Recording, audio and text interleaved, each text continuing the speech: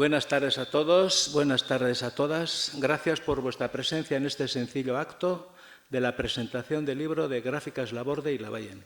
Tolosan kokatua, gure historiaren eta izaeraren islada da, eta iraganeko urteetan zehar bidai bat egiteko aukera ematen du. Laborde eta Labayen enpresaren historia eta ibilbidea kontatzen du, eta baita ere, orduko errealitatearen pintzelada batzuk ematen ditu.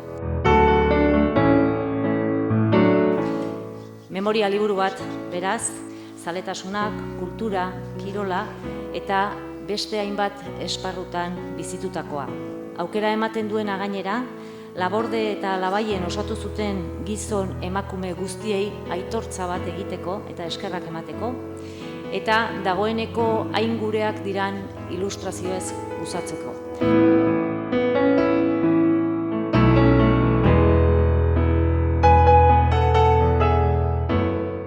Al fin y al cabo, este libro es una oportunidad para hacer un viaje íntimo por nuestro pasado reciente y valorar, que yo creo que no, si hemos cambiado tanto.